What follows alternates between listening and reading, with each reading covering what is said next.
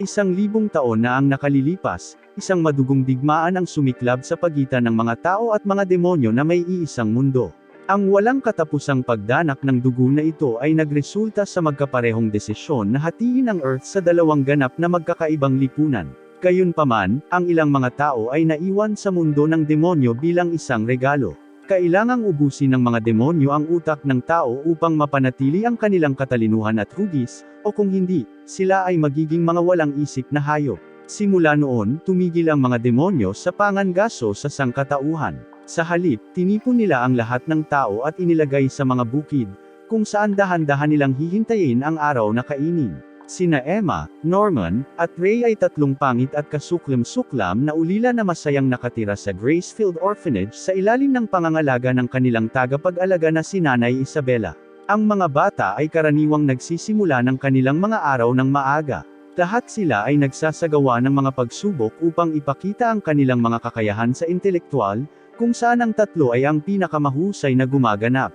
At dahil si Emma ang walang ingat, siya ang may pananagutan sa pag-aalaga sa kanilang mga kakayahan sa atleta. Karaniwan siyang gumagawa ng tag game kung saan lahat ay nagsasaya at naglalaro habang dinaranas din ang kalapit na kagubatan. Sa huli, ang bawat bata sa ampunan ay may parehong pangarap, na sa wakas ay mampa ng isang pamilyang kinakapatid at umalis. Ang pinakabago ay si Connie, na biglang nabalitaan na siya ay ampon.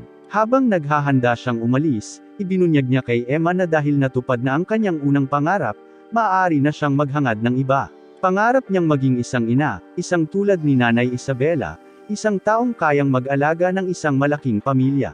Gayunpaman, pagkatapos umalis, napagtanto ni na Emma at Norman na nakalimutan ni Connie ang kanyang paboritong maliit na kuneho na plush. Alam nila kung gaano ito pinapahalagahan ni Connie at iniisip nila na hindi siya makakapag-adjust sa kanyang bagong buhay kung wala ang kanyang matalik na kaibigan.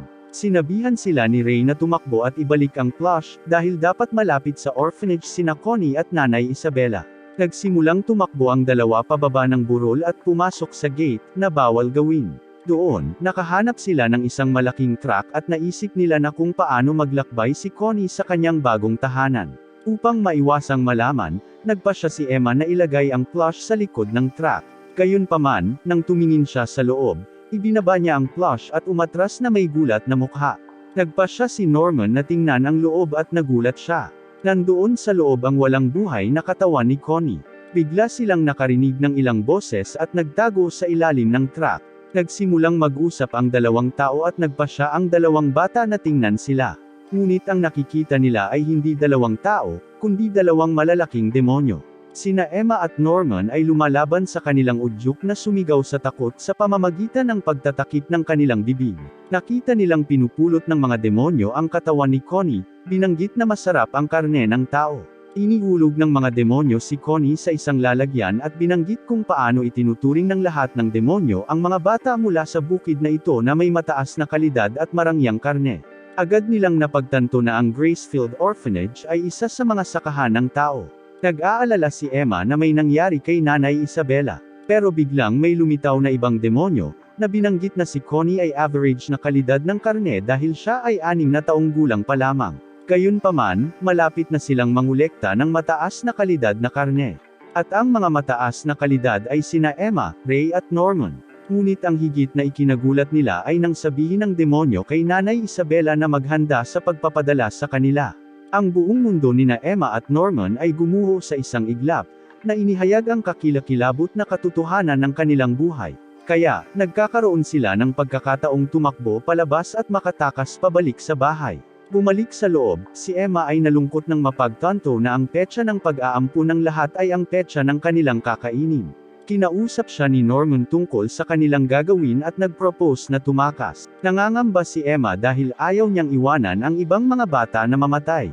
Sinabihan sila ni Norman na kunin ang lahat pagkatapos. Ngunit hindi naniniwala si Emma na ang maliliit na bata ay makakatakas sa mga demonyo, hanggang sa lumabas ang ideya na para lang itong laro ng tag. Samantala, nalaman ni Nanay Isabela ang plush toy ni Connie, na iniwan ni na Emma at Norman para tumakas. Gayunpaman, nahihirapan si Emma na itago ang kanyang takot nang marinig at makita niya si Nanay Isabela. Sinabi sa kanya ni Norman na dapat silang magpatuloy sa pag-uugali na parang walang hinala si Nanay Isabela na may taong nasa gate na iniiwan ang kuneho, ngunit wala siyang ideya kung sino yun. Sina Emma at Norman ay nagkasundo sa oras ng paglalaro na ang pagtakas sa kagubatan ang pinakaligtas na opsyon.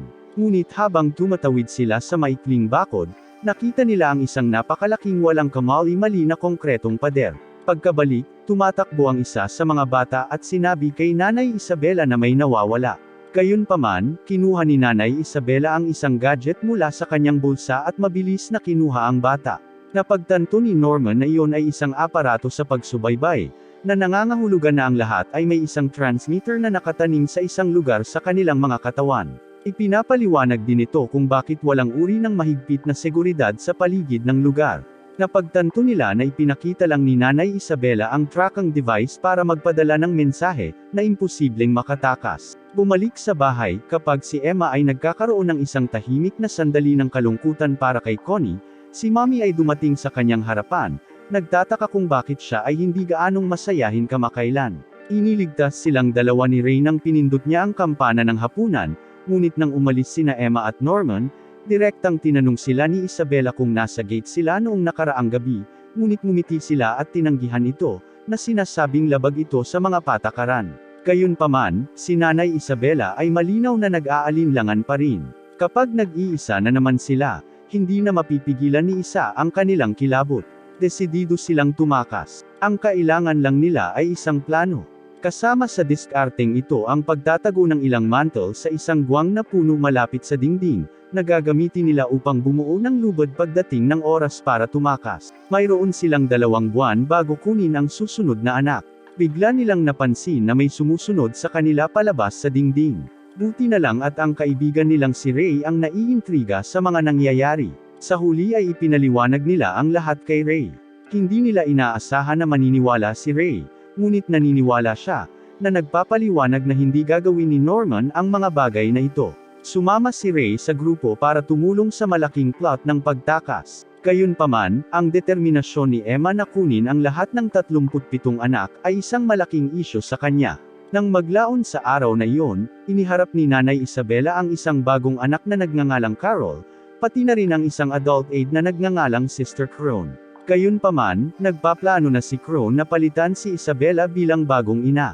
Samantala, may isa pang mahirap na variable na dapat isaalang-alang sina Emma, Norman, at Ray habang naghahanda sila para sa tila walang pag-asang pagtatangka na makatakas. Ngunit kailangan muna nilang maghanap ng lokasyon kung saan maaaring mag-install ng isang tracking device. Si Emma ang may pananagutan sa pag-aalaga kay Carol, ang pinakabagong pagdating ng bukid, nang bigla niyang natuklasan ang isang pulang bukol sa likod ng kanyang tainga. Napagtanto niya na lahat ay mayroon din pagdating doon, dahil ito ay dapat na isang pasa mula noong kumuha sila ng dugo upang suriin para sa mga sakit. Sinabi niya kay Ray at ginawang sumang-ayon silang lahat na ang pagtatangkang sirain ang kanilang mga air tracker ay masyadong mapanganib. Sa tingin nila, maaari itong mag-alis ng alerto, kaya dapat unahin nilang mailabas ang lahat. Pinili ng tatlo na gawing parang simpleng laro ng tag ang pagtakas. Iminumungkahi ni Emma na magtrabaho sila sa pagpapabuti ng pisikal na kondisyon ng mga bata habang tinuturuan sila nina Norman at Ray kung paano mabuhay. Sa kasamaang palad, si Sister Crone ay naghihinala sa kanilang mga plano at nilalayo nitong ipadala ang mga ito bago ang kanilang opisyal na petsa ng barko. Sa palagay niya ay sapat na itong ebidensya para akusahan si Nanay Isabela ng paglabag sa pamamaraan at sa wakas ay umangat sa kapangyarihan. Nang maglaon, tinanong ng tatlo ang kanilang sarili tungkol sa hinala ni Nanay Isabela, ngunit hindi siya kumikilos. Walang mga bug o camera sa paligid ng bahay o lugar, kaya sa tingin nila ay may isang taksil sa kanila. Nang maglaon ng gabing iyon, ipinangako ni Nanay Isabela kay Crone na kung makikipagtulungan siya, siya mismo ay magiging isang ina. Si Crone, malamang, ay umuusok ng pribado at nagpasya na subukang mapaalis si Nanay Isabela sa halip na maghintay ng promosyon. Samantala, ipinagpatuloy nina Emma, Norman at Ray ang kanilang pagsasanay sa pagtakas sa ilalim ng takip ng larong tag, sa pagkakataong ito, sa halip na ang lahat ay mag-isa. Ang koponan ay ginagabayan ng mas matatandang mga bata. Naniniwala ang tatlo na si Gilda o Don ang taksil. Ang tatlo ay nag-aatubili na ibunyag ang kanilang sekreto sa 2 pang bata, sina Don at Gilda, Bagaman tumanggi si Norman na ipaalam sa kanila na patay na si Connie. Si Norman ay nagsisinungaling tungkol sa mga batang naiwang biktima ng human trafficking dahil ang malamig na katotohanan ay maaaring labis para sa kanila. Napagpasyahan nina Gilda at Don na ang tanging pagpipilian ay tumakas. Hindi pinahahalagahan ni Ray kung paano pinananatili ni Norman ang katotohanan tungkol sa lahat ng mga bata na namamatay at nilalamon mula kina Gilda at Don, ngunit para kay Norman, ang pagtakas ay dapat mauna. Inaayos din niya ang mga bitag para kina Gilda at Don sa pamamagitan ng paglalagay ng kanilang escape rope sa iba't ibang lugar. Nagkunwaring natutulog si Emma ng gabing iyon at nakita niya si Gilda na lumabas ng kwarto. May naglagay ng papel sa ilalim ng pinto ni Nanay Isabela, na nagsasabing may lubid sa ilalim ng higaan ni Norman, na hindi nakikita ni Emma sa pintuan. Matapos may hatid ang papel, pumunta si Gilda sa silid ni Crone, at nakikinig si Emma mula sa likod ng nakasarang pinto. Nagiging mahigpit ang mga bagay doon, na may katibayan na tumuturo kay Gilda bilang impormante ni Crone o hindi, ngunit sa huli, ginawa ni Gilda ang inaasahan ni Emma at tumangging magbunyag ng anumang impormasyon. Nang imbestigahan nina Norman at Ray ang dalawang lokasyon kung saan nakatago ang lubid, ipinahayag ni Norman na walang nasa ilalim ng kama, at napagpasyahan ni Ray na si Don ang taksil. Ngayon lang nakumbinsi si Norman na si Ray ang totoong taksil sa lahat ng panahon dahil siya lang ang nakakaalam ng lokasyong ito. Si Ray, sa kanyang bahagi, ay hindi itinatanggi ang anuman ngunit ipinaliwanag niya na ginawa niya ito dahil kailangan itong gawin. Pumayag si Norman na patawarin si Ray kapalit ng pagpayag niya na maging especially iya din niya. Sumasang-ayon si Ray, ngunit kung niloloko lang ni Norman si Emma sa pag-iisip na isasama nila ang lahat. Ang mga maliit, bukod kina Gilda at Don, ay magiging isang pabigat bago at pagkatapos ng pagtakas, at si Ray ay hindi gumugol ng maraming taon bilang impormante ni Nanay Isabela para sa lahat ay katayin sa walang kwentang pagtatangka upang mailabas ang lahat. Nang maglaon, nakipagkita si Ray kay Nanay Isabela, na sinasabi sa kanya na ang iba ay naglalaro pa rin bilang pagsasanay, ngunit sina Nanay Isabela at Sister Crone ang pinakamalaking banta. Kalaunan ay ipinagtapat ni Ray kay Emma na siya ang impormante ni Nanay Isabela. Si Gilda at Don ay iniiwasan sa karamihan ng mga pribadong pag-uusap kasama ang tatlo pa, ngunit si Gilda at Emma ay nagsimulang magbigay ng higit na pansin kay Nanay Isabela, at natuklasan ni Emma ang isang lihim na silid kung saan siya nagsagawa ng isang bagay. Sabik na pumasok si Don, ngunit binalaan siya ni Ray, at pumayag si Norman. Hindi alam ni Don na patay na si Connie, kaya gusto niyang tumakas at iligtas siya. Upang maisakatuparan ito, pumasok sina Johnny at Gilda sa silid ni Nanay Isabela, kung saan hinayla ni Gilda ang isang bookshelf upang alisan ng takip ang isang nakasarang pinto. Patuloy na inilalagay ni Don ang kanyang sarili at si Gilda sa lalong mapanganib na mga kalagayan, at abala rin sa pagtuklas ng katotohanan na tinatanggihan ng tatlo pang ihayag. Dahil dito, ninakaw niya ang susi ni Nanay Isabela. Nagpasya silang bumaling ng mas malalim sa lihim na silid ni Nanay Isabela para hanapin ang lahat ng mga stuffed animals at mga laruan, na hindi lamang nagpapatunay sa sinasabi ni Norman tungkol sa pagiging kakilakilabot ng mga matatanda ngunit pinaniniwalaan din silang may mas masahol pa na nangyayari. Kinastigo nina Norman at Ray sina Don at Gilda, ngunit napagtanto nilang hindi nila narinig ang buong kwento. Pinili ni Norman na sabihin sa kanya ang totoo, na, tulad ng inaasahan, ay mahirap para sa kanya na tiisin. Tumulong sina Don at Gilda sa pagnanakaw ng ilang material na binanggit ni Ray sa kanyang ulat kay Nanay Isabela na naglalarawan sa mga plano ni Norman na patayin siya.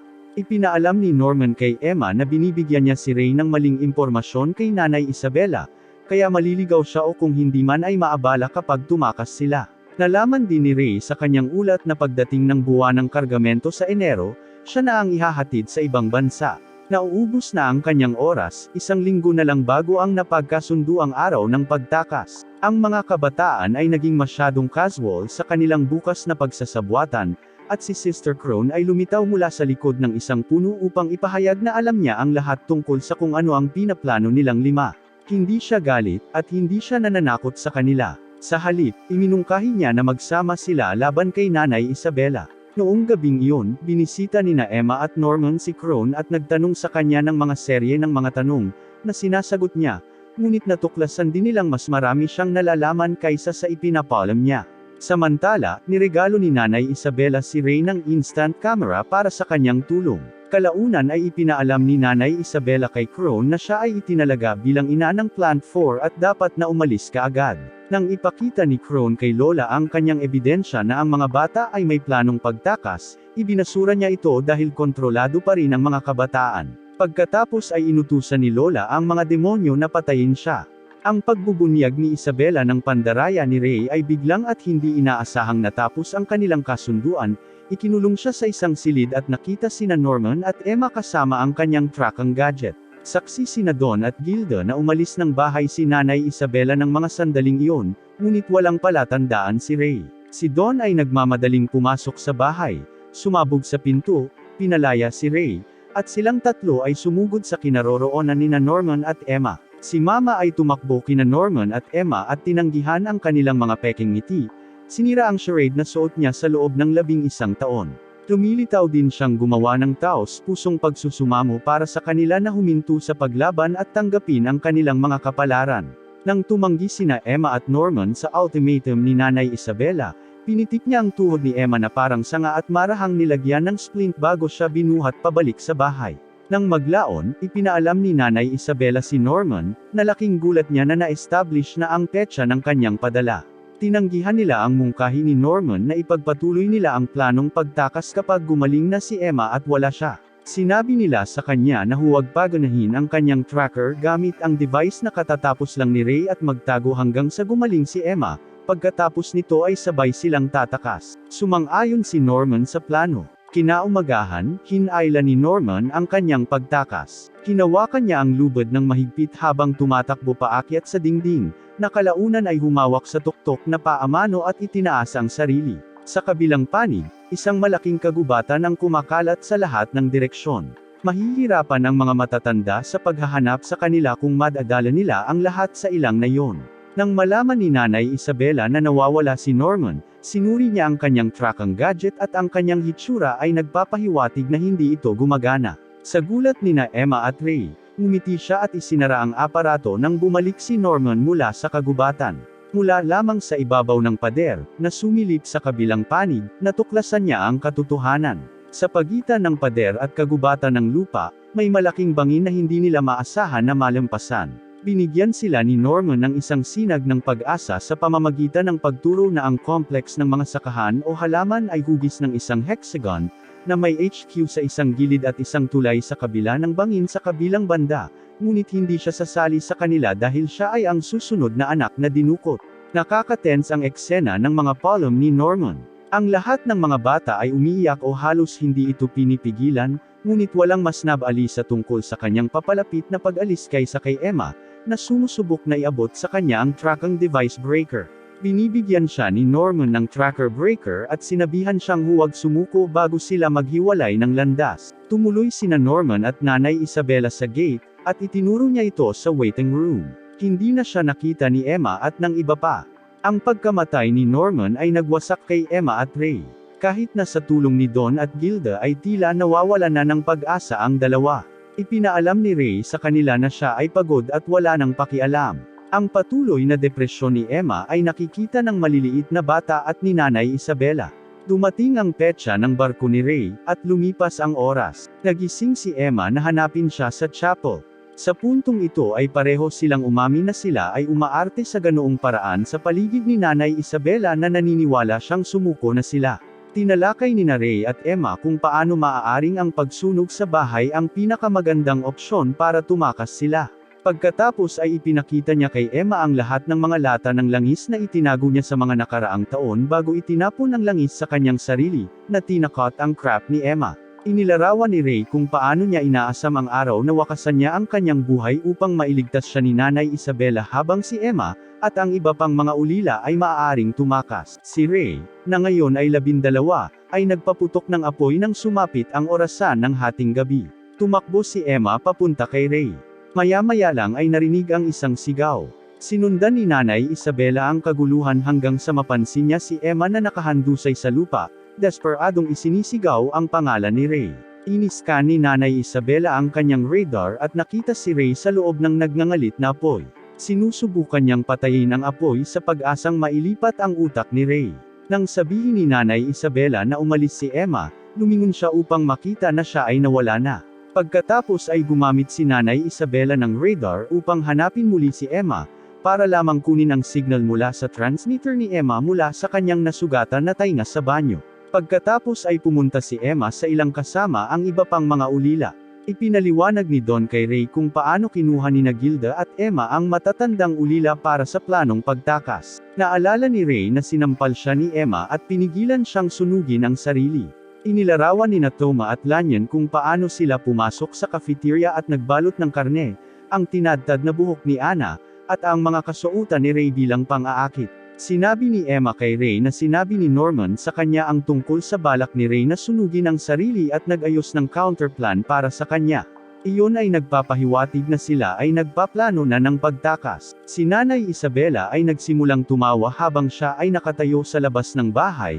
Pinapanood ito habang ito ay nasusunog sa lupa at may kumpiyansang ipinapahayag na ibabalik niya ang lahat ng mga bata. Lumitaw si Phil sa likod ni Nanay Isabela, itinutulak ang kanyang damit bago siya makakilos. Natigilan siya nang mapagtanto ang presensya ng bata. Ipinaalam ni Emma kay Ray ang pagbabago sa kanyang mga intensyon habang sinisimula ng mga bata ang kanilang pag-akyat sa pader. Sa halip na iligtas ang lahat ngayong gabi, iniiwan niya ang maliliit na bata at nangakong babalik para sa kanila bago dumating ang kanilang mga petsa ng pagpapadala. Kaya naman, habang nasusunog ang tahanan, ang batang si Phil ay nasa loob kasama si Nanay Isabela. Naalala ni Emma na iniwan si Phil na namamahala sa pagpapalam sa iba pang mga bata at paghahanda para sa kanyang pagbabalik. Hindi sila tumatawid sa bangin sa pamamagitan ng halatang tulay. Ang bukang liwayway sa halip ay naghahadyas ng bato sa isang mas makitid na bahagi ng bangin, at matagumpay na nakapulupot ang lubad sa isang puno. Nagzip siya at inutusan ang ibang mga bata na sumunod. Kasabay nito, sinusubukan ni Phil na gambolain si Nanay Isabela habang ang ibang mga bata ay tumatawid sa kalsada. Sa kabila nito, nakarating si Nanay Isabela sa jump site, para lamang matuklasan na si Emma ang huling tumawid. Binigyan ni Emma ang kanyang matandang ina ng huling matigas na tingin at nagpaalam bago tumawid. Sa kanyang sandali ng pagkatalo, nalaman namin na si Ray ay anak ni Nanay Isabela, at mukhang natutuwa si Mama na niloko siya ng kanyang mga minamahal na anak. Swerte sila ni Mama ngayong nakalagpas na sila sa pader at bangin. Ang mga bata ay patuloy na tumatakas sa madilim na kagubatan sa gabi. Gayunpaman, nahihirapan silang mad-apa habang hinahabol sila ng mga demonyong halimaw. Ngunit para kay Emma, ito ay talagang parang isang tunay na laro ng tag. Iniisip niya sa kanyang sarili kung gaano kaganda ang kalayaan ngunit napakalupit. Pagdating ng araw na pumasok sila sa kagubatan, makikita nila kung gaano ito kaganda. Wala silang nakita dati. Ang natatandaan nila ay ang nakita lang nila sa bukid na kanilang tinakasan. Ang kagubatan na ito ay tinitirhan ng kamanghamanghang buhay na mas maliwanag kaysa sa araw, isang bagay na nabasa lang nila sa mga aklat sa bahay. Sinabihan sila ni Emma na magpahinga dahil medyo matagal na silang naglalakad, ngunit kailangan pa rin nilang maging maingat dahil hindi nila alam kung ano ang maaaring nasa kagubatan. Ang mga tao sa mga sakahan ay hahanapin at susundan din sila, kaya kailangan nilang umalis kaagad. Sa kanilang pahinga, nagpasya silang magtungo sa Timog Silangan kung saan sila makikipagkita kay William Minerva, isang lalaking tumutulong sa kanila na makatakas. Gabi na at ilang demonyo mula sa bukid ay nasa kanilang landas. Sumisinghut-singhut sila hanggang sa matuklasan nila na ang mga bata ay pumunta sa Timog Silangan at tinugis sila.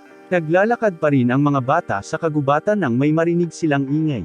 Ang isang pulutong ng mga alitaptap ay lumilipad ng wala saan. Napagtanto ni Emma na ito ay masamang balita. Siya ay sumigaw sa kanila na tumakbo nang biglang lumitaw ang isang demonyong halimaw at hinabol sila. Inihiwalay ni Ray ang kanyang sarili sa ibang mga bata para ilihis ang halimaw sa kanila. Napakahusay niyang hinabol ng halimaw nang biglang pumalakpak ang halimaw ng mga demonyo mula sa bukid. Hinahanap pa ng mga demonyo ang mga bata na naghihintay sa pagbabalik ni Ray sa kanila. Pagkatapos ay hinabol si Ray ng mga demonyong nagtatangkang hulihin siya. Matagumpay nilang napalibutan siya. Pagod na si Ray sa pagtakbo. Ayaw niyang sumuko, pero sa huli, babagsak siya. Bago isipin ng mga demonyo na may pagkakataon silang kunin siya, isang nakahod na figure sa isang kabayong demonyo ang lumitaw sa asul. Inagaw ng figure si Ray mula sa mga demonyo at lumabas doon gamit ang mga smoke bomb para mawala sila. Sa kabilang banda, kapag si Ray ay masyadong matagal bago bumalik, ang mga bata ay nagsisimulang mag-alala. Biglang lumitaw sa harap nila ang isang babaeng nakahod. Sinabi niya sa kanila na tumungo sa isang tiyak na direksyon, at pagkatapos ng pag-aatubili, sinundan siya ng mga bata.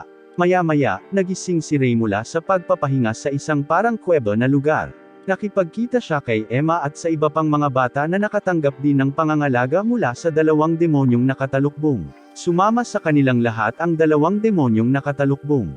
Ipinakilala nila ang kanilang sarili kina Emma at Ray bilang sina Sanju at Muhika. Sinabi sa kanila ni Muhika na hindi sila kumakain ng tao kaya dapat maging mahinahon sina Emma at Ray, na tila nag-aalala pa rin. This puts Emma and Ray at ease for that moment pero medyo naghihinala pa rin silang dalawa sa kabaitan ng demonyo. Sinabihan sila ni Muhika na tulungan ang kanilang sarili sa ilang pagkain gaya ng ginagawa din ng iba. Umupo silang lahat at sabay-sabay na kumain. Mamayang gabi kapag tulog na ang lahat, pinuntahan nina Emma at Ray si Sanju na gumagawa ng tsaa. Malugod silang tinatanggap ni Sanju. Napagtanto niya na may gusto silang itanong sa kanya at sinabi niya sa kanila na magpatuloy. Nagsimula si Emma sa paghingi ng tawad sa hindi pagtitiwala sa kanya at kay Muhika kanina. Naiintindihan ni Sanju na normal para sa mga tao na maghinala sa bawat demonyo dahil totoo na kinakain ng mga demonyo ang tao. Sinabi niya sa kanila na tinitingnan ng mga demonyo ang mga tao bilang isang napakasarap na pagkain, lalo na ang kanilang mga utak.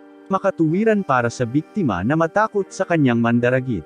Gayunpaman, sinabi sa kanila ni Sanju na siya at si Muhika ay hindi kumakain ng tao para sa mga relihiyosong dahilan at hindi sumasang-ayon sa karamihan ng mga bagay na ginagawa ng ibang mga demonyo dahil sa kanilang pananampalataya.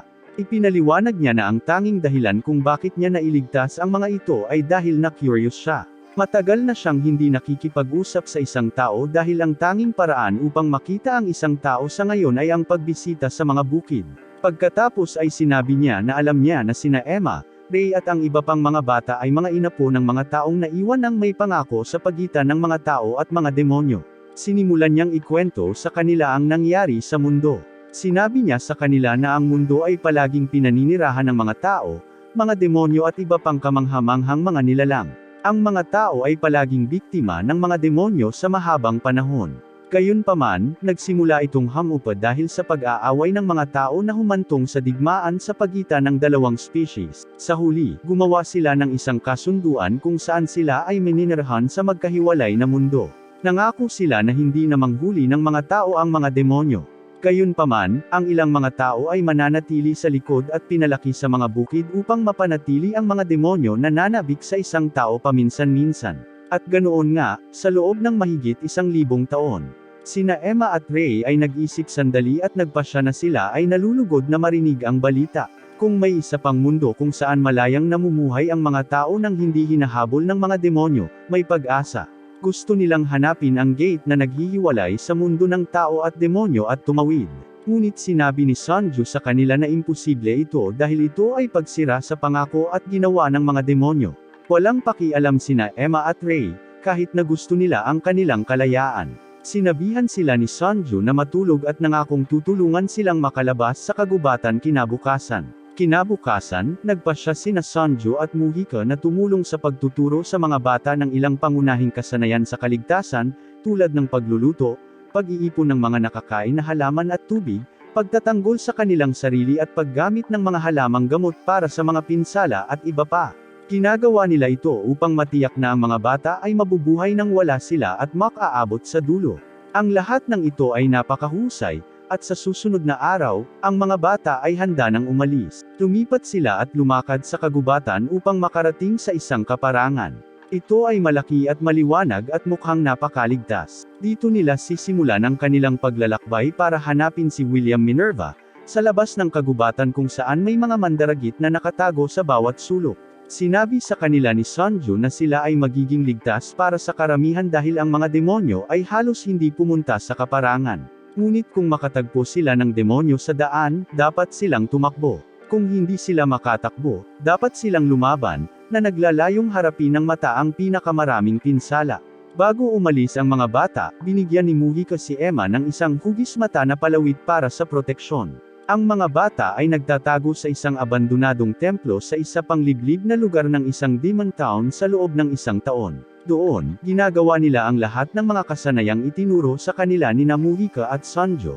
Inaalagaan nila ang kanilang sarili at palaging binabantayan ang Gracefield House gamit ang radyo na nakita nila sa isang bunker na iniwan ni William Minerva. Sina Emma, Ray at dalawa pang nakatatandang bata, sina Don at Gilda, ay pumunta sa isang kalapit na palengke kung saan bumili ang mga demonyo ng pagkain, na nagkukunwaring mga demonyo. Palagi nilang pinamamahalaan na makabalik ito sa mga produkto at iba pa. Ngunit ang pagkain ay hindi kailanman sapat upang tumagal ng isang linggo, kaya ang apat na nakatatandang bata ay kailangang patuloy na makalusot sa bayan ng demonyo upang makakuha ng mas maraming pagkain. Kinabukasan, nagpasya ang dalawa pang bata na Aitag kasama ang apat, kahit na maaaring mapanganib dahil maliliit pa sila. Habang nasa palengke, namangha ang dalawang maliliit na bata sa nakita. Hindi pa sila nakakita ng napakaraming demonyo ng sabay-sabay, namumuhay na parang tao.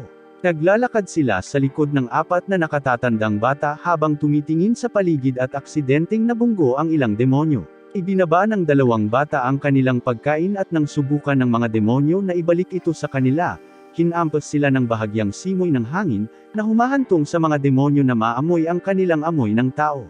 Nagsisimulang magtaka ang mga demonyo kung saan nanggagaling ang masarap na amoy na ito at ang mga bata ay nataranta. Ito ay humantong sa mga demonyo upang tapusin na ang amoy ay nagmumula sa dalawang bata. Agad na tumakbo palayo ang mga bata at hinabol sila ng dalawang demonyo. Sumama ang apat na nakatatandang bata sa dalawang nakababata at tumakas kasama sila. Tila ang dalawang demonyo lang ang nakapansin na ang anim na bata ay tao at tahimik na humahabol sa kanila. Pagkaraan ng ilang oras, pinamamahalaan ng mga bata na mawala ang mga demonyo sa paligid ng sulok.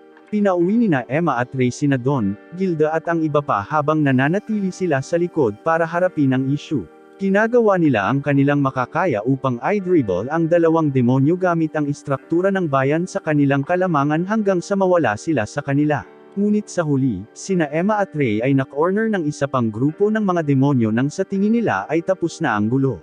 Sinubukan ng dalawa na tumakas ngunit umabot sila sa isang dead end na may isa pang demonyong naghihintay sa kanila doon.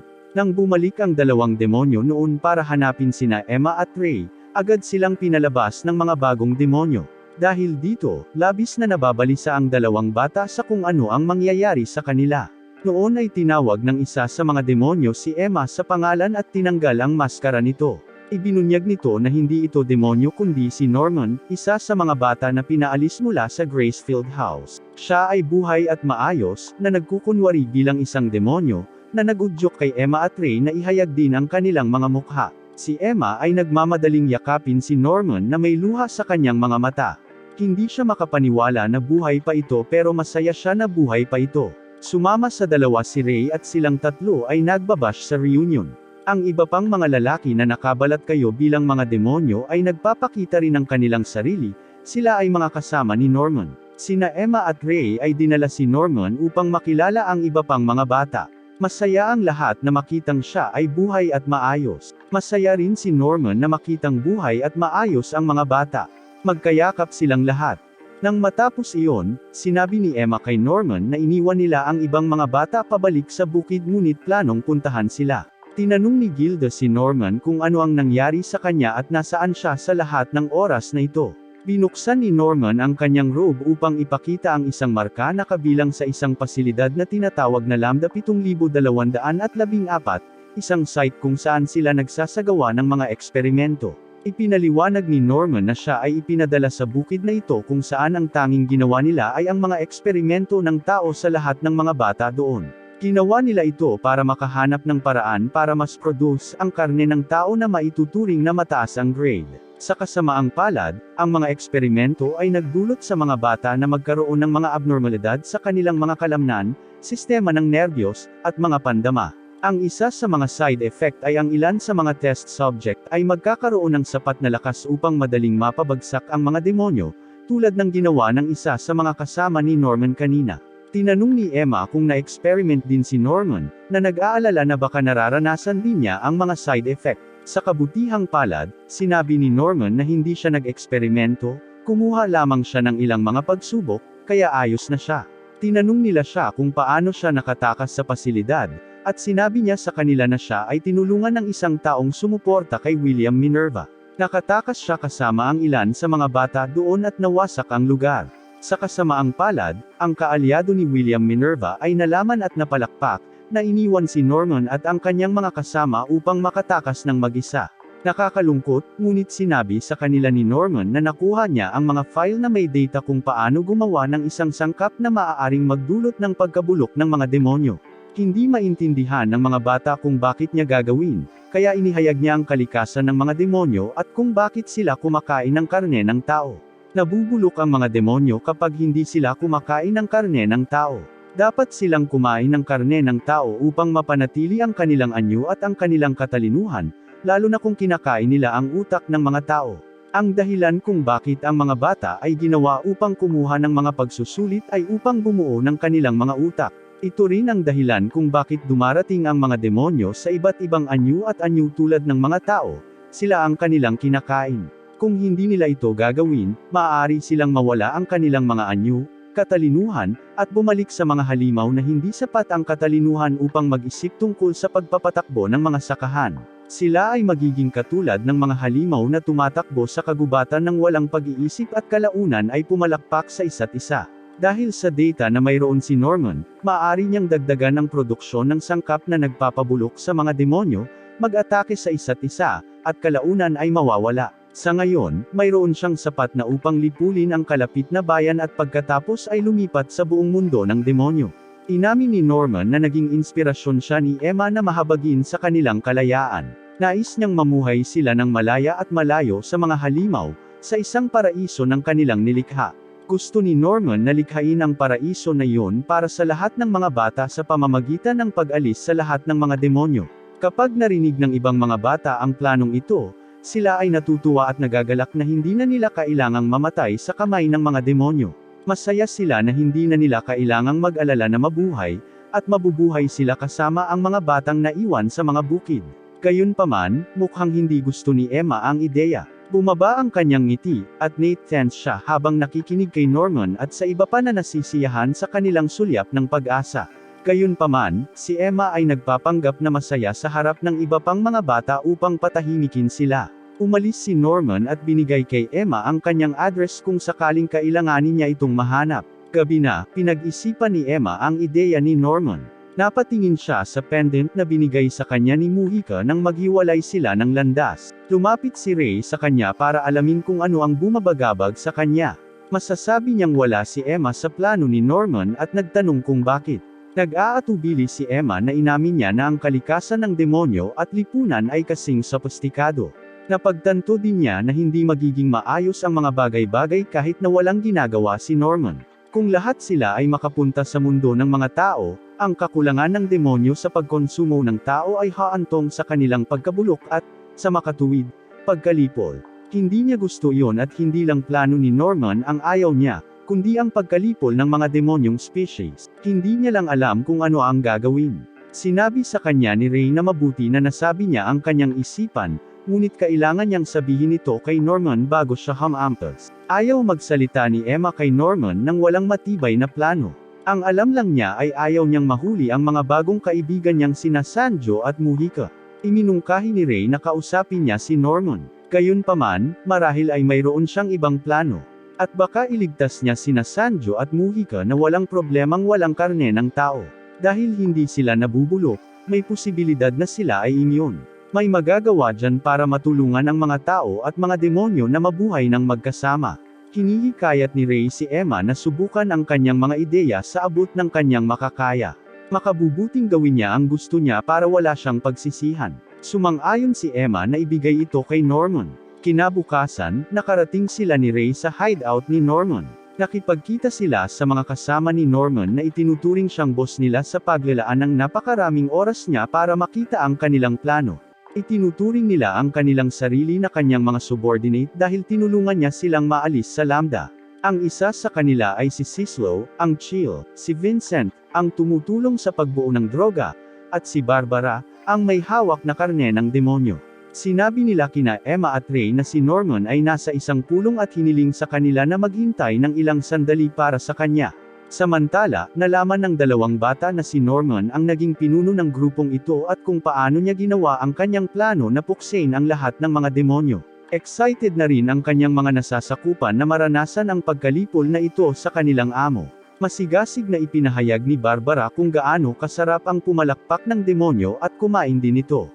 Nabigla si Emma sa dami ng pagnanasa na ipinapakita niya sa pagkitol sa buhay ng isang demonyo, dahilan upang sabihin ni Sislo kay Barbara na umatras. Umalis siya at dumating si Norman sa ilang sandali upang sabihin sa kanyang mga subordinate ang tungkol sa huling yugto ng kanilang plano. Dinala niya sila sa labas, naiwan sina Emma at Ray sa loob. Hindi maintindihan ni Emma kung bakit bahagi ng plano ang paghihiganti. Gusto lang niyang iligtas ang iba pang mga bata, hindi para mawala ang mga demonyo. Sa tingin niya ay masama ito at kahit na ang iba ay pinahihirapan ng mga demonyo sa Lambda o saan man, hindi ang paghihiganti ang sagot. Bumalik si Norman sa loob at agad na nagtanong si Ray tungkol sa kanyang plano. Ipinakita sa kanila ni Norman ang bahaging nilikha niya na dapat nawakasan ang lahat ng mga demonyo. Tinanong ni Ray kung ito ay gagana sa lahat ng mga demonyo tulad ng mga hindi nabubulok kahit na hindi sila kumakain ng tao. Nagulat si Norman nang marinig na alam nina Emma at Ray ang tungkol sa pagkakaroon ng gayong mga demonyo. Tinanong niya sila kung paano nila nalaman kung alin ang naglalagay kay Emma sa gilid. Ipinagtapat ni Ray na nakilala nila ang mga demonyo, na ikinagulat ni Norman. Tinanong niya sila kung ang isa sa mga demonyo ay isang batang mukhang babaeng demonyo, malamang na si Mujica, na kinumpirma ni Emma. Laking gulat ni Norman kaya hindi siya makapaniwala na nagkita na sila ng babaeng itinuturing niyang evil-blooded girl. Nagulat sina Emma at Ray at nagtanong kung nakilala na niya ito. Itinanggi ni Norman na nakilala siya, ngunit narinig niya ang mga alingaw kung paano siya unang nagpakita. Pagkatapos mangako ng mga tao at demonyo na layuan ang isa't isa, ngunit bago pa maitatag ang mga sakahan ng tao, biglang lumitaw si Mujica. Kilala siyang hindi kumakain ng karne ng tao dahil taglay niya ang masamang dugo na nagpapanatili sa kanyang anyo at katalinuhan. Inialay niya ang kanyang dugo sa iba pang mga demonyo sa isang nagugutom na nayon. Pinagaling ng dugo ang iba pang mga demonyo ng gutom o kailangan pang kumain muli ng karne ng tao. Ang mga demonyong iniligtas niya, ay nagligtas din sa ibang mga demonyo sa parehong paraan. Nangyari ito ng ilang panahon at kumalat sa paligid na parang isang uri ng impeksyon.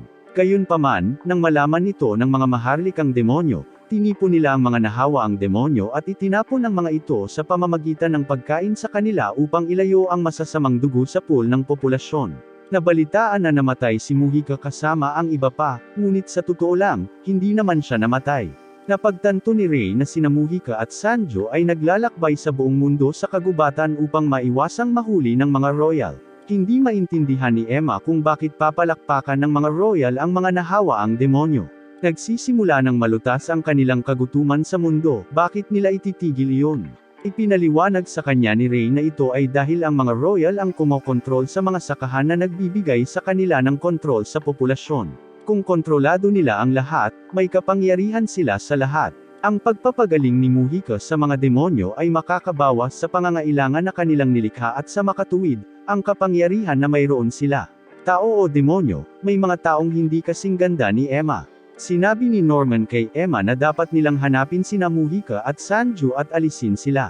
Hindi sang-ayon dito si Emma dahil walang nagawa sina Sanjo at Mujica. Hindi rin sila kumakain ng tao, kaya walang saysay ang pagpalakpak sa kanila. Gayunpaman, sinabi sa kanya ni Norman na sila ay mga demonyo pa rin at hindi na lamang tatayo at manood habang ang kanilang uri ay nawawala. Iminumungkahi ni Emma na hindi sila dapat pumalakpak ng anumang mga demonyo noon, at ang mga demonyo ay maaari pa ring gumaling sa pamamagitan ng masamang dugo. Hindi yun kinukuha ni Norman. Sinabi ni Emma na maaari lang silang pumunta sa mundo ng mga tao na haantong pa rin sa pagkalipol sa paglipas ng panahon, ngunit hindi ito direktang gagawin nila. Wala ring pakialam si Norman sa mungkahing iyon. Siya ay naniniwala na ang mga demonyo ay karapat-dapat na mapuksa dahil ang kanilang kalikasan ay hindi magbabago dahil lamang sila ay tumigil sa pagkain ng kanilang. Ang mas mahusay na pagpipilian ay upang tapusin lamang ang kanilang buong species, sabi ni Norman. Nananatiling umaasa si Emma. Ipinakita niya kay Norman ang mga coordinate sa gate na mayroon siya. Sinabi niya sa kanya na posible, ngunit ipinakita sa kanya ni Norman ang parehong mga coordinate na mayroon din siya at sinabi sa kanya na wala doon. Ang maraming gate na nandoon ay nawasak at ang tanging natitira ay bumalik sa Gracefield House kung saan sila nakatakas. Hindi nawawala ang pag-asa ni Emma, bagamat iniisip niyang makakabalik na lang sila doon at subukang makapasok sa gate. Ngunit, muli, ibinagsak ni Norman ang kanyang pag-asa sa malupit na katotohanan. Wala silang kakampi sa mundo ng tao, lalo na't namatay na si William Minerva. Siya ay pinalakpakan ng kanyang sariling mga taong mas gugustuhin na maging propeta kaysa maging moral, at ang pag-access sa gate ay magiging malapit sa imposible dahil ito ay nasa ilalim ng lupa at mahigpit na binabantayan ng parehong mga tao na gustong kumita, parehong mga tao at mga demonyo. Ang tanging pagpipilian na natitira ay para sa mga bata na gawing sarili nila ang mundo ng demonyo. Naiintindihan ni Emma ang lahat ng sinasabi sa kanya ni Norman, ngunit hindi siya mapipigilan. Ayaw niyang palakpakan ang kanyang mga kaibigan o ang isang buong species na kasing sophisticado niya. Mas gugustuhin niyang gumawa sila ng ibang solusyon na nakikinabang sa kapwa-tao at demonyo, ngunit hindi iyon pinapansin ni Norman. Tumugon siya na gagawin niya ang lahat para mailigtas ang mga taong gusto niyang iligtas. Hindi na niya kailangan ng ibang input. Naghahanda siyang umalis upang itakda ang kanyang mga plano sa pagkilos, ngunit hinawakan ni Emma ang kanyang kamay upang pigilan siya sa paglalakad palayo. Nakikiusap siya sa kanya na muling isaalang-alang, ngunit hindi niya makita ang mga bagay mula sa kanyang pananaw. Lumihis siya at gumawa ng isang deal. Iminungkahi niya na hanapin niya sina Sanjo at Muhika at dalhin sila kay Norman dahil gusto niyang hanapin sila. Bilang kapalit, ililigtas ni Norman ang mga demonyo. Hiniling niya sa kanya na itigil ang kanyang plano hanggang sa matagpuan niya ang dalawang demonyo, na maaaring tumagal ng 5 araw. Nagpasya si Ray na aitag kasama si Emma dahil sinusuportahan niya ito ng higit pa kaysa sa suporta niya kay Norman. Sumang-ayon si Norman sa ideya at sinabihan silang mag-ingat. Sina Emma at Ray ay dinala sina Gilda at Don upang tulungan sila sa kanilang paghahanap kina Muhika at Sanjo. Nagsimula ang paghahanap at ang 4 na bata ay naglakbay sa buong kagubatan, naghahanap ng mga bakas ng paa na iniwan ni Muhika o Sanjo, ngunit ito ay alinman sa mga bakas ng paa ay masyadong malaki o masyadong maliit upang maging Sanjas o Mujicas. Ipinagpatuloy nila ang kanilang paghahanap at sa lalong madaling panahon, nagsimulang mag-alala ng kaunti dahil baka mabaigo sila. Iniisip nila kung makakahanap nga ba sila ng 2 demonyong tumatakbo. Kung magtatagal sila at lalayo pa sila sa templo, natatakot silang hindi na nila maibabalik ang oras para pigilan si Norman.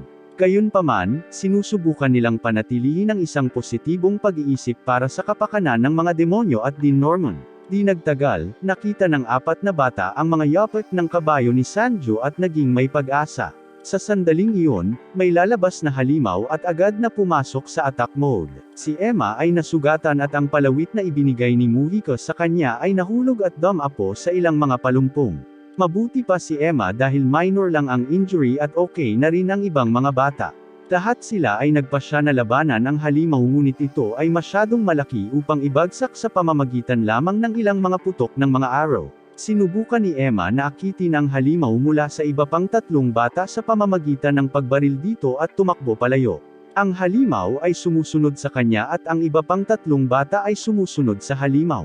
Dumating sina Muhika at Sanjo sa mismong eksenang iyon at nakita ang napakalaking bakas ng paa sa lupa. Nagpasya silang umalis doon dahil kung anuman ang nandoon ay maaaring bumalik. Nang lumingon sila, nakita ni Muhika ang pendant na ibinigay niya kay Emma at agad na napagtanto na may problema si Emma. Si Emma ay patuloy na tumatakbo mula sa halimaw ngunit mabilis na napagod. Sa kabutihang palad, nakahanap si Ray ng pagkakataong harangin ang halimaw at barilin ito gamit ang isang arrow sa mata, na naging dahilan upang bumagal ito. Huminto si Emma at mabilis na nagpahinga mula sa pagtakbo, ngunit sa kawalan, ang halimaw ay bumangon at inilunsad ang sarili sa kanya, na nagbabalak na lumunin siya. Tulad ng tila huli na, lumilipad ang ulo ng halimaw matapos maputol sa katawan nito ng talam ni Sanjo. Nagmamadali si Muhika upang tingnan si Emma at ang mga bata ay naging ginhawa nang makita ang 2 demonyo. Sinusubukan nilang mabilis na ipaliwanag kung bakit sila bumalik sa kagubatan at sabihin sa mga demonyo na kailangan nila ang kanilang tulong upang maiwasan ang isang masamang mangyari. Hindi nag-atubili si Muhika at pumayag na tumulong sa anumang kailangan nila, ngunit sa sandaling iyon, nakarinig sila ng mga pagsabog. Napagtanto ni Emma na si Norman ay nagpatuloy sa plano bago siya bumalik gaya ng ipinangako niya. Ang demonyong bayan ay mabilis na nilamon ng apoy habang sumasabog ang bawat sulok. Ang hangin sa paligid ay mabilis na nahawahan ng isang gas na agad na nagbabago sa anyo ng demonyo. Ang mga demonyo ay nalilito at natatakot para sa kanilang sariling buhay at sa kanilang mga pamilya. Kapag nag-transform ang mga apektadong demonyo, agad nilang nilalamon ang kanilang mga mahal sa buhay na lubhang nakakatakot sa mga hindi apektadong demonyo. Wala sa kanila ang nakakaintindi kung ano ang nangyayari o kung bakit ito nangyayari. Pinagmamasdan ni Norman ang paglalahad nito. Dumating si Vincent upang sabihin sa kanya na naging maayos ang eksperimento, at nagkabisa ang gamot tulad ng hinulaang.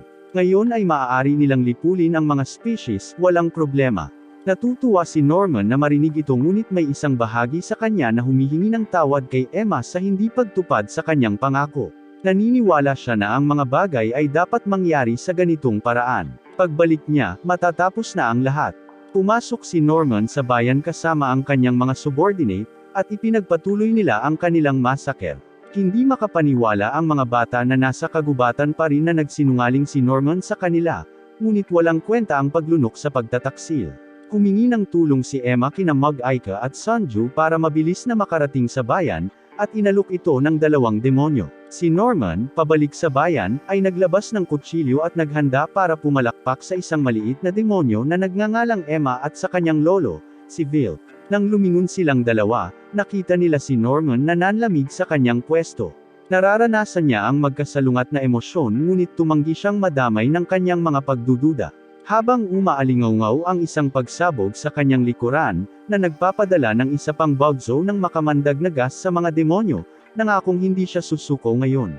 Ang gas ay nagsimulang baguhin ang demonyong si Emma sa isang degenerate, ngunit ang kanyang lolo ay hindi nagbabago. Napagtanto ni Norman na si Vilk ay isa sa mga demonyo na minsang napagbagong loob ni Mag-Aika 700 taon na ang nakalilipas. Sinisingil niya ito, handa siyang palakpakan at si Emma ngunit itinaas ni Vilk ang kanyang kamay upang harangan ang pag-atake. Tumalikod siya at hiniling sa demonyong si Emma na inumin ang kanyang dugo at umalis sa bayan. Ang tanawing ito ay nagpapadala ng isang spiral ng emosyon kay Norman. Lumingon-lingon siya para makita ang mga pamilyang umiiyak para sa kanilang mga mahal sa buhay na nagbagong anyo sa mga bagay na hindi pa nila nakikita. Si Norman ay puno ng kalungkutan at pag-aalinlangan ngunit tumangging sumuko sa kanila. Alam niyang mangyayari ito, ngunit hindi niya isusuko ang kanyang pangarap na mabuhay ng malaya kasama ang kanyang pamilya. Hindi na siya babalik ngayon. Itinaas niya ang kanyang talam para ay sobsob ito sa likod ni Vilk. Gayunpaman, bago niya gawin iyon, dumating sina Emma at Ray at pinigilan siya. Tumingin si Emma kay Norman at nakita ang takot na maliit na bata noon. Sinabi niya sa kanya na hindi niya hahayaang iwan sila muli tulad ng ginawa niya noon.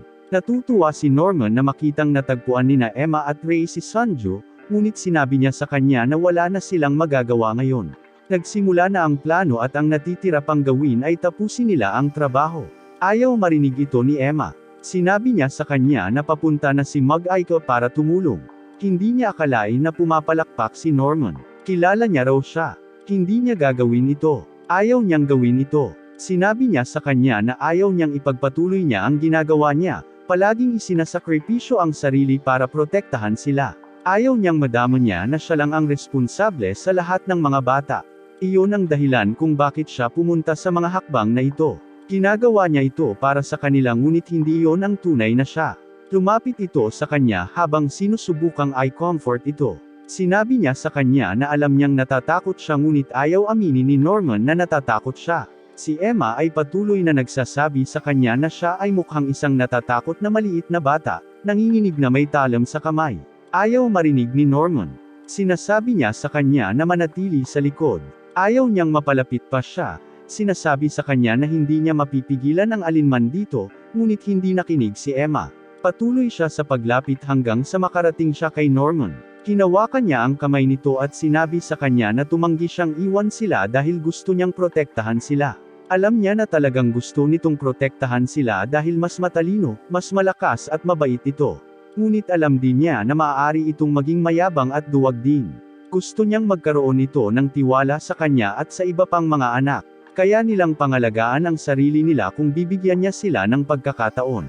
Gusto niyang ibahagi niya sa kanila ang kanyang sakit, pagdurusa at takot at hindi matakot ng mag-isa. Pakiramdam niya ay itinutulak niya sila palayo, gumagawa ng mga bagay na hindi niya pinaniniwalaan para sa kanilang kapakanan, at hindi iyon makatarungan. Sinubukan ni Norman na tanggihan ito, ngunit nakialam din si Ray at ibinahagi na sumasang-ayon siya kay Emma. Sinisigawan niya si Norman sa pag-iisip na magiging okay sila sa ginagawa niya kapag alam nilang nadudurog siya ng mag-isa. Sinabi niya sa kanya na mas kilala niya sila kaysa doon dahil higit pa sa pamilya, magkaibigan sila kung tutuusin. Sa kabila ng apoy na tumupok sa bayan, naniniwala si Emma na mababago pa rin nila ang kinalabasan at maging magkaibigan pa rin sila. Hindi nila huhusgahan si Norman sa mga nagawa na niya dahil sinusubukan niyang protektahan sila. Gusto nilang maging bahagi siya muli, lumaki at tumawa kasama nila hanggang sa huli. Sa wakas ay hinayaan ni Norman na mahawakan siya ng kanyang emosyon at tuluyang umiyak. Siya rin, gustong lumaki kasama sila, ito lang ang gusto niya. Ngunit hindi iyon magiging posible. Inamin niya na nagsinungaling siya sa kanila tungkol sa isang bagay. Sa Lambda, sa katunayan, tinurok nila siya ng mga droga at tulad nito sa panahon ng kanilang mga eksperimento. Siya ay nagkakaroon ng mga side effect mula noon, at ito ay haantong sa kanyang pagkamatay.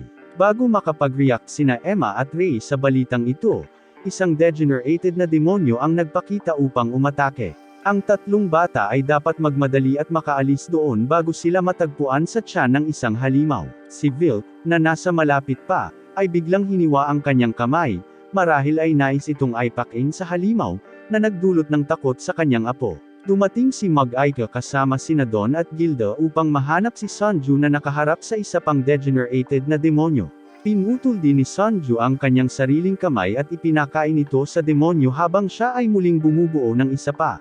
Ang epekto ng masamang dugo ay nagsimulang gawin ang gawain nito sa demonyo, at ito ay bumagsak sa sahig habang binabawi ang kanyang anyo at katalinuhan. Lumapit sa kanila ang asawa ng demonyo at nagpasalamat sa pagligtas sa kanyang asawa. Binigyan ni Mag-Aika ang asawa ng isang tasang puno ng masasamang dugo at hiniling na inumin ito kasama ang kanyang anak upang hindi na muling bumagsak. Ginawa ng asawa ang sinabi at muling nagpasalamat sa kanila bago umalis. Tanong ni Vilk tungkol kay Mag-Aika na binanggit ni Emma kanina. Medyo natutuwa siyang malaman na buhay pa ito. Pagkaraan ng ilang sandali, nagpa siya si Norman na ipaalam sa kanyang koponan na nagbago ang plano. Ito ay nangangailangan ng ilang kapanipaniwala, ngunit lahat sila ay nagtatapos sa pagpapasya na mas mahalaga sila kay Norman kaysa sa paghihiganti at itigil ang mga pag-atake. Dumating si Mag-Aika upang ipaalam sa kanila na karamihan sa mga tao sa bayan ay nailigtas ng masasamang dugo at ang lahat ay babalik sa normal sa lalong madaling panahon. Nangako si Mag-Aika na mananatili sila sa likod para pagtakpan sila. Ipinapaliwanag ang nangyari at hahanapin sila sa templo mamaya. Ang mga bata ay umalis at bumalik sa templo. Pagdating nila, ang ibang mga bata, na naiwan doon, ay agad na nagpaalam sa kanila ng ilang masamang balita. Narinig nila, sa pamamagitan ng radyo, na ang mga bata na naiwan pa sa Gracefield House ay ipapalabas. Nagsisimulang mag-alala ang lahat. Hindi nila maintindihan kung bakit magpapadala ang farm ng sinuman sa sandaling iyon dahil karaniwang tumatagal ng 6 na taon bago maipadala ang sinumang bata. Sinabi sa kanila ni Norman na maaaring ito ay Lambda. Sinisisi pa niya ang kanyang sarili dahil hindi niya sinisira ang lahat sa pasilidad. Ipinaliwanag niya sa iba na ang gamot na nilikha ng Lambda ay makakatulong sa utak ng mga bata na lumago ng mas mabilis na mas mura kaysa sa tradisyonal na paraan ng pagpapalaki sa kanila. Ang tagumpay ng mga eksperimentong ito ay mangangahulugan na ang lahat ng mga sakahan ay isasagawa sa ilalim ng Lambda system. Parang nagsisimula na itong mangyari. Si Emma ay naging sabik na magtungo sa Gracefield House at iligtas ang iba bago ang kargamento ngunit sinabi ni Ray na maaari rin itong maging isang bitag. Walang pakialam si Emma. Gusto niyang subukan at gawin ang isang bagay bago pa maging huli ang lahat. Iniisip ni Vincent na walang katotohanan na isipin ang tungkol sa pagpasok sa Gracefield dahil ito ang pinakaligtas na bukid sa lahat. Habang nagtatalo sila, dumating sina Mag-Aika at Sanju sa templo. Ipinaalam nila sa mga bata na ang bayan ay matagumpay na nailigtas, ngunit natatakot sila na kapag lumabas ang balita, ang mga taong bayan ay puntiryahin ng mga maharlika at mapalakpak. Si Vilk, na nakipagtagpo sa mga bata, ay bumangon at sinabihan si Mag-Aika na ayos lang kahit na ganoon ang kaso. Sa tingin niya ay mas mabuting mabuhay na may kasamang dugo kaysa mabuhay bilang mga mababangas na hayop na walang katalinuhan. Ang mga taong bayan ay nagugutom pa rin. Sila ay pagpunta sa lumala maaga o huli. Ipinakilala niya ang kanyang sarili kay Mag-Ika bilang isa sa mga taong iniligtas niya gamit ang kanyang dugo 700 taon na ang nakalilipas, na ikinatuwa niyang malaman na may iba pang nakaligtas. Binigyan ni Vilk si Emma ng isang piraso ng panulat bilang regalo.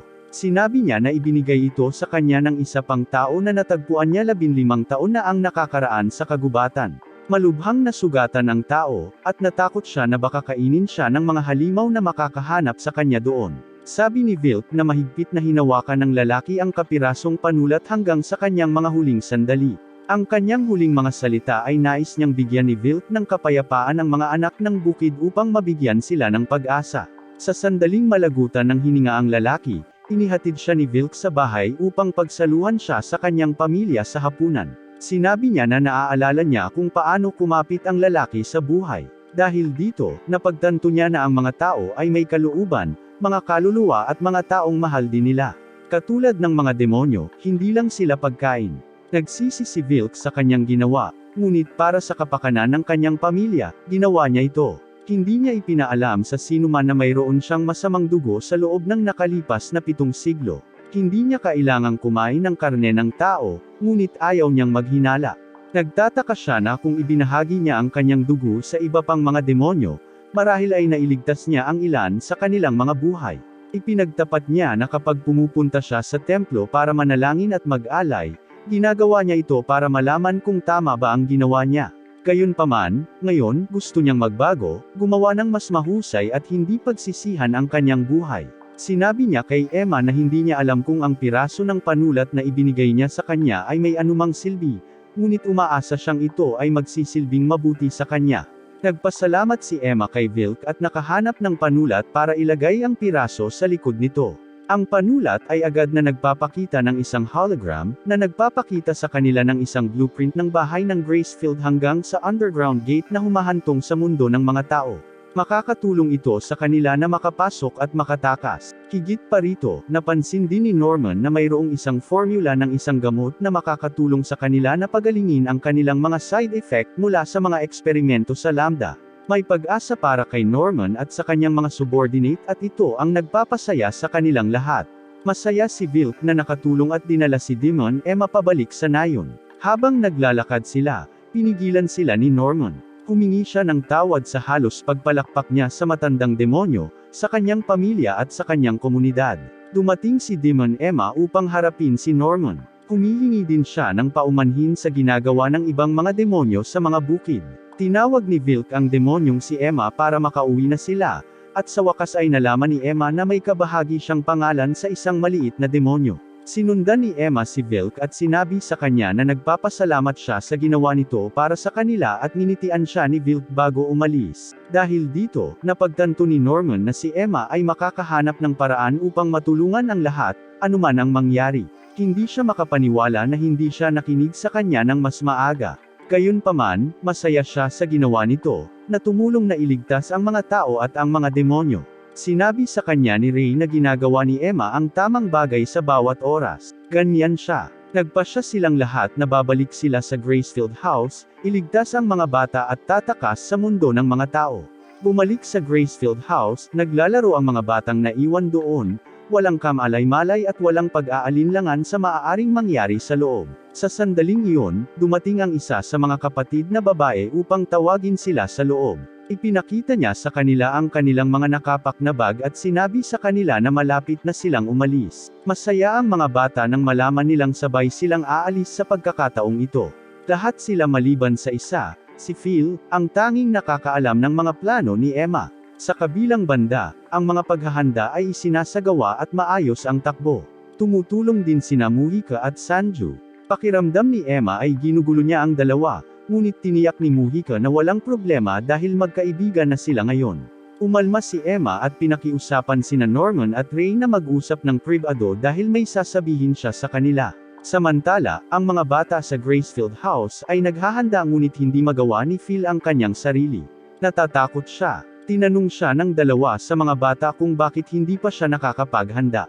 Sinubukan ni Phil na sabihin sa kanila ang isang bagay na may nanginginig na boses. Gayunpaman, dumating ang isa sa mga kapatid na babae, at sinabi niya sa kanya na maghanda kaagad, pinipigilan ang anumang binabalak niyang ibunyag. Sa gabi, ang mga bata sa templo ay tapos na sa paghahanda. Nagpaputok sila ng ilang hot air balloon at umalis sa Gracefield.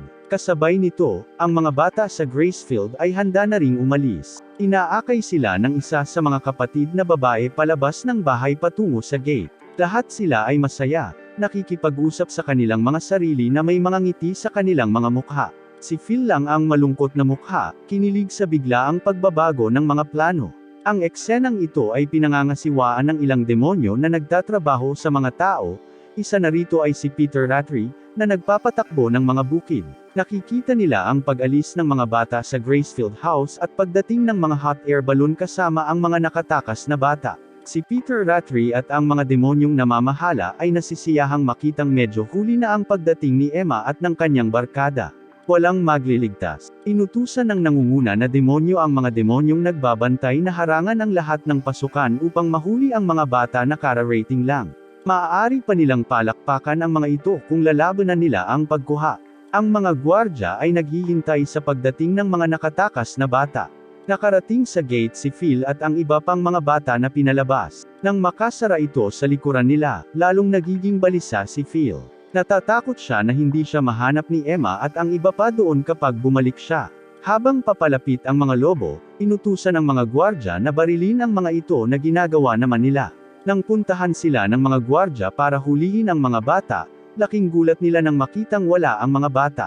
Biglang nagliyab at sumabog ang mga lobo. Inaalarma nito ang lahat. Si Phil at ang iba ay natakot sa biglaang pagsabog.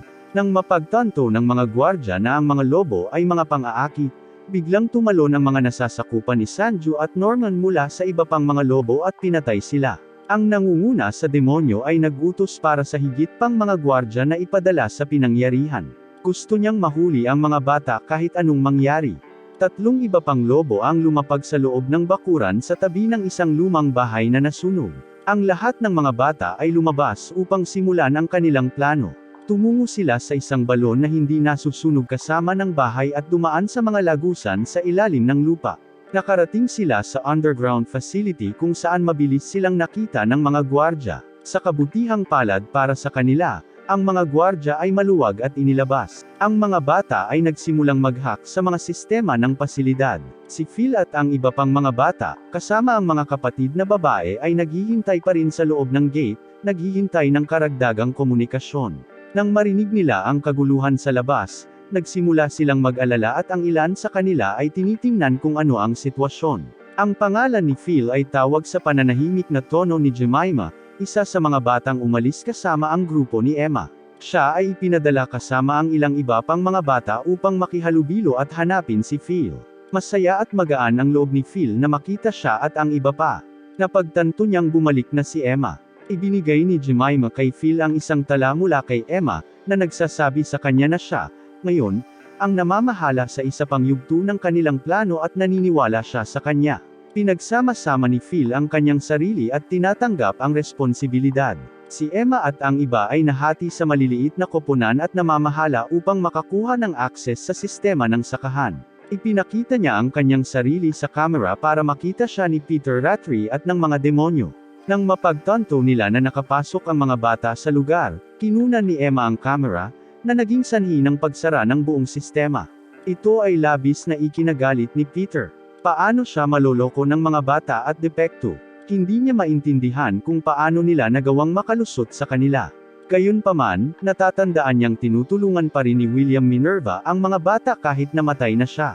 Dumaan si Emma at ang kanyang koponan sa pasilidad at sinisira nila ang lahat ng kamera sa kanilang daan. Sinusundan sila ni Norman at tinutulungan sa pamamagitan ng pagbubukas at pagsasara ng mga pinto para sa kanila. Ginagawa rin ni Phil ang kanyang beat sa kung ano ang ipinagkatiwala sa kanya. Sa pagsali din sa ibang mga bata, sa tulong ni Vincent na nahak ang system, kumonekta si Emma sa speaker at nagsalita.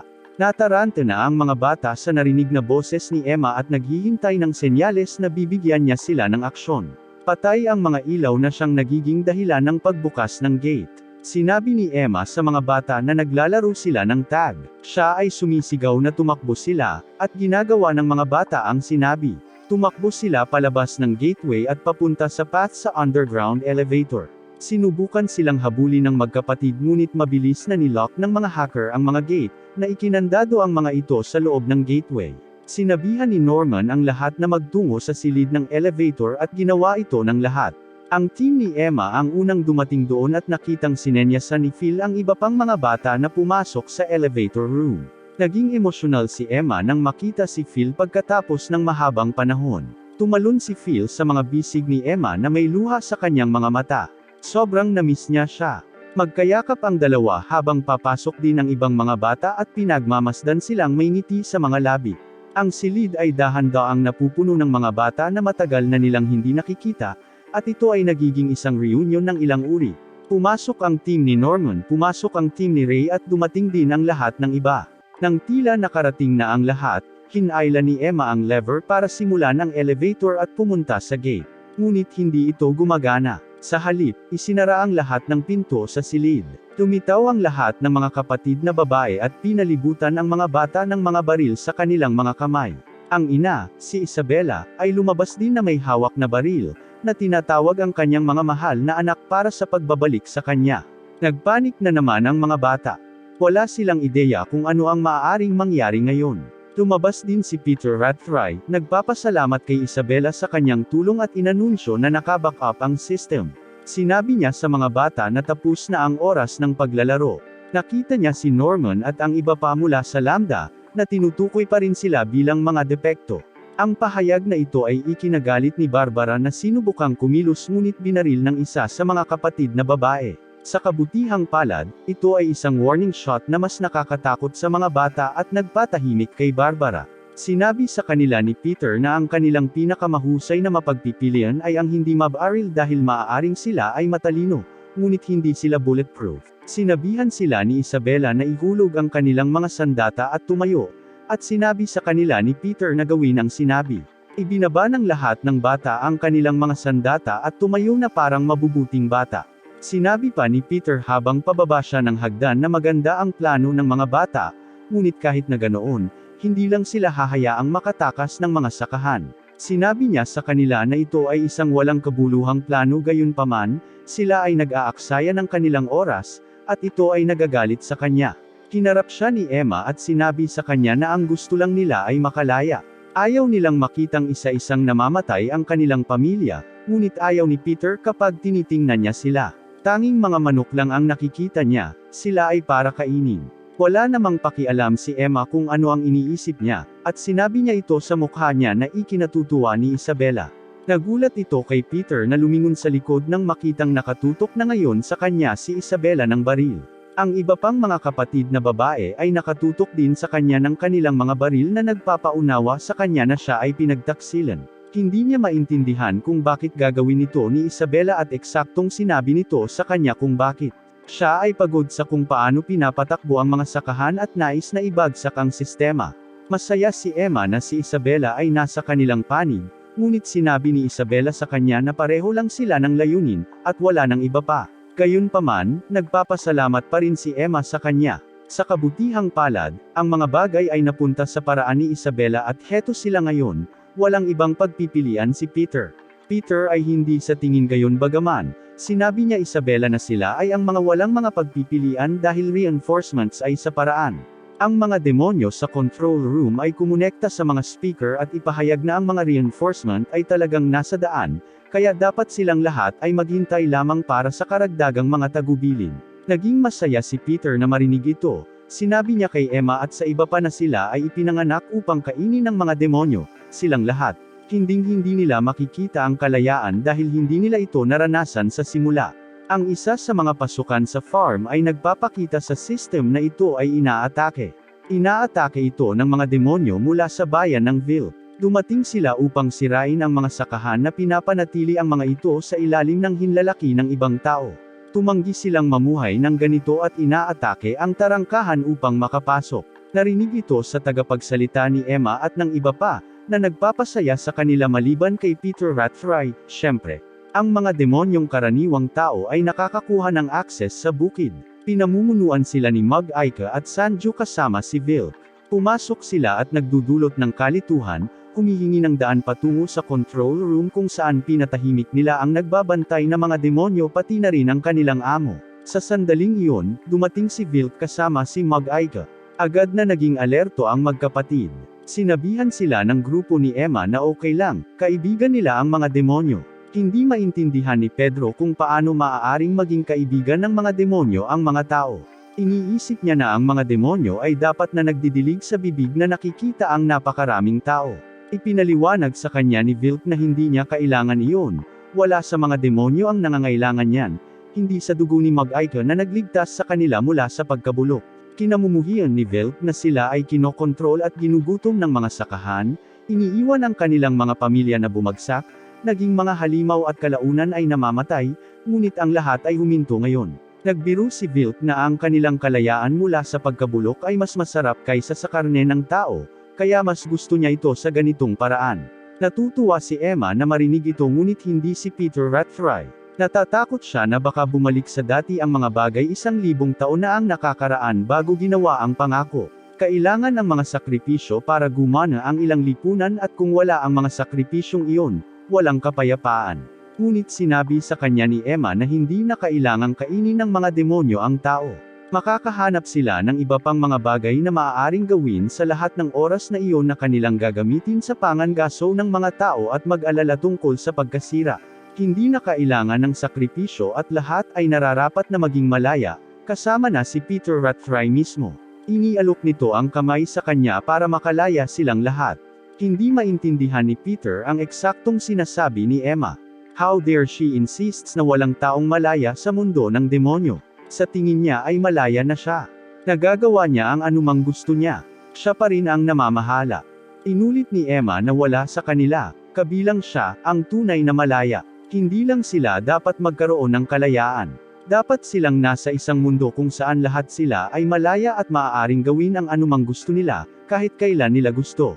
Gayunpaman, naniniwala si Pedro na ganito dapat ang mundo. Ito ay kung paano ito ay sa nakalipas na 1,000 taon, kung ano ang ilang taon hanggang sa lahat sila ay kinakain ng mga demonyo. Ipinapangatuwiran ni Emma na maaari nilang gawin ang mundong ito kung ano ang gusto nila at baguhin ang kanilang mga tadhana. Muli nitong inaalok ang kamay sa kanya para makasabay siya sa paglalakad. Tumingin si Peter sa kamay.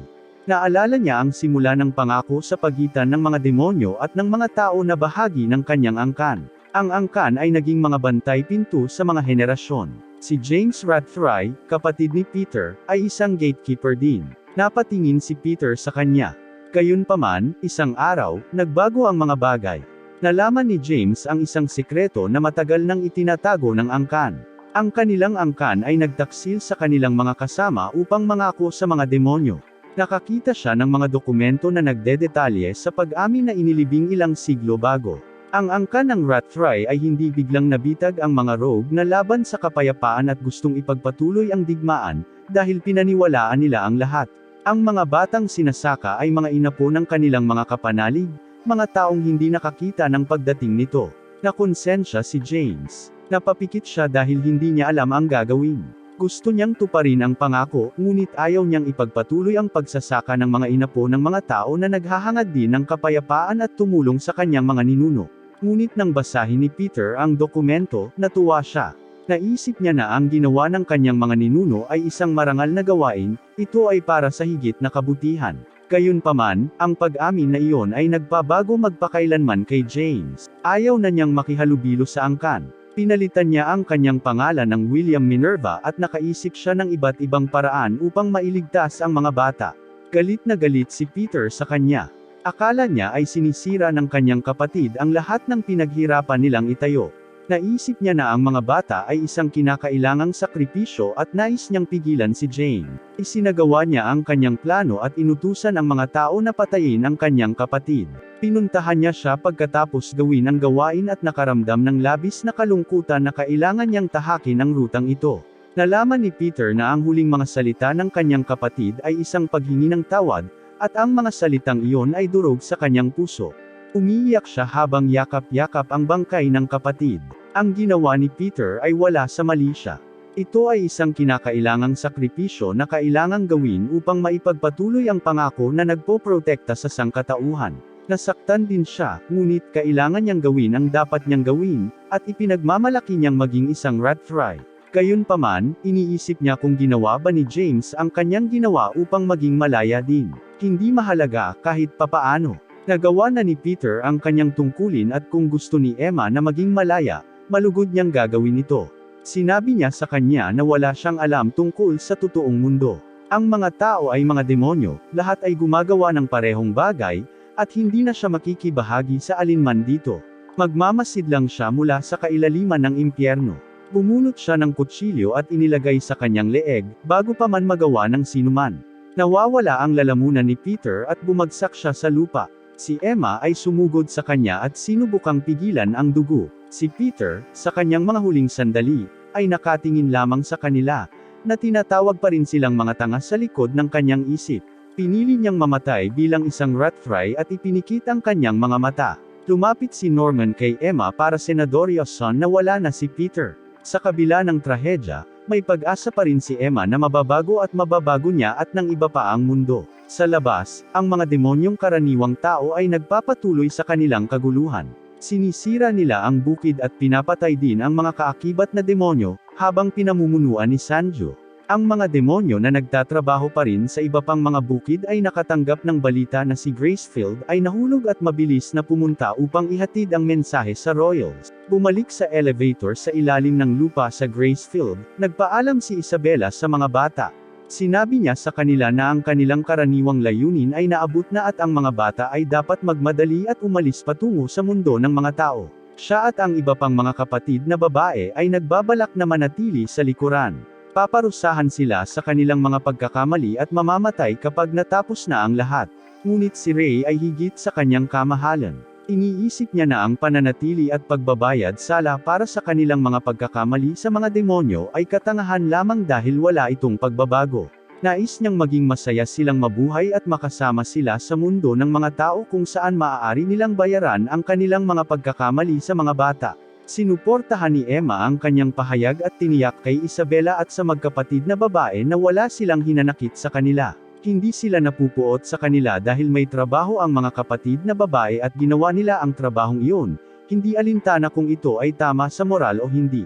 Hindi rin nila sila kinasusuklaman dahil mahal na mahal pa rin sila ng mga kapatid na babae kahit alam nila kung ano ang kahihinatnan. Naantig si Isabella sa sinabi ng mga bata. Patuloy nilang sinasabi sa kanya na mahal nila siya dahil siya ang nag-iisang ina na nakilala nila. Gusto nilang patuloy na maging isang pamilya kasama siya sa mundo ng mga tao. Lumapit sa kanya ang ilang bata at niyakap siya dahil inaalagaan pa rin siya ng mga ito. Umiiyak si Isabella at niyakap sila pabalik. Nagpasalamat siya sa kanila at sinabing mahal din niya sila. Naglalakad si Emma kay Vilk at nagpaalam sila at good luck. Naglakad siya papunta sa elevator lever at hinayla ito muli. Sa pagkakataong ito, nabuhay ang elevator at nagsimulang bumaba.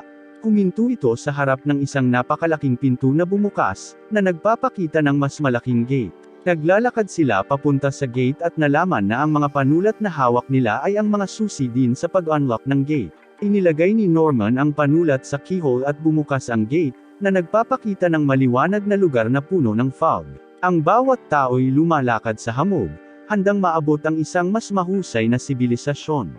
Naglakad na rin si Phil habang hawak ang kamay ni Emma. Ngunit hindi sumama sa kanya si Emma, dahilan para mag-alala siya at ang iba pang mga bata. Si Emma, Ray, Norman at ang kanyang mga subordinate ay nakatayo sa likod ng threshold. Sinasabi nila sa ibang mga bata na hindi pa sila makakasama. Hindi maintindihan ng mga bata. Nakatitig sa kanila mismo sa mukha ang kalayaan ngunit bakit mas pipiliin nilang manatili sa likuran kasama ang kanilang mga mandaragit. Naalala ni Emma ang panahon na gusto niyang makausap ng pribado sina Norman at Ray. Gusto niyang sabihin sa kanila na gusto niyang manatili sa mundo ng demonyo at baguhin ang mga bagay.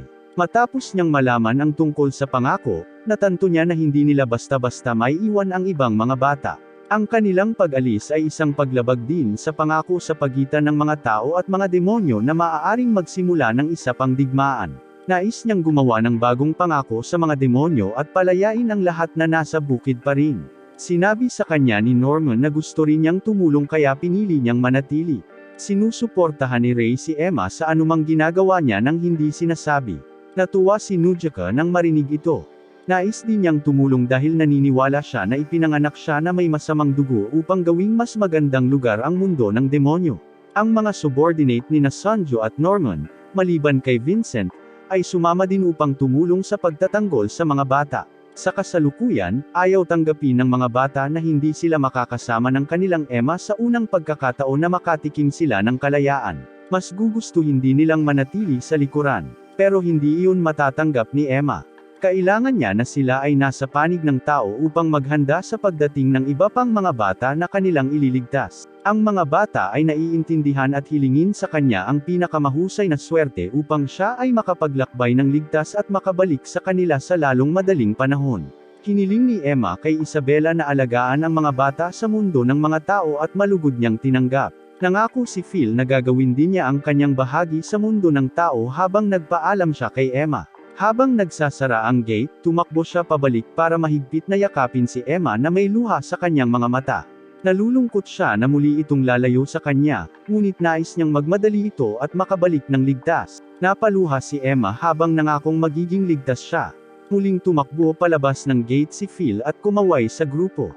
Ang mga bata ay nakarating sa mundo ng mga tao at malugod na tinatanggap ng mga tao. Sa paglipas ng panahon, sila ay lubos na nakikisalamuha at namumuhay sa normal na paraan. Inaalagaan sila ni Isabela at inaaliw. Dinadala niya sila sa paaralan at ipinagdiriwang ang kanilang mga kaarawan.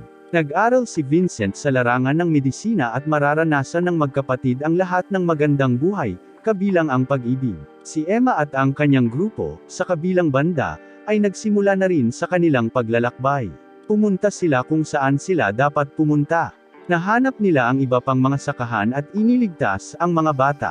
Bumisita din sila sa iba pang mga bayan ng demonyo at ipinutok ang kanilang mga ideya sa kanila, na namamahala upang makuha ang kanilang tiwala sa tulong ng Sanjo at Nujika.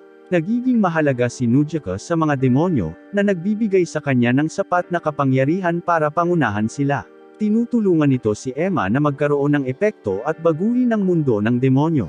Ang koneksyon sa pagitan ng mga demonyo at mga tao ay nagiging mas malakas sa pamamagitan ng pagkakaibigan sa halip na isang pangako lamang sa pagsasaka. Lumipas ang mga taon, lumaki na ang mga bata. Dumating sila upang makilala si Emma at ang iba pa na sa wakas ay dumating mula sa mundo ng demonyo. Nakita ni Phil si Emma na kumaway sa kanya at tumakbo ito palapit sa kanya. Magkayakap ang dalawa. Matagal na, pero nakauwi na rin silang lahat.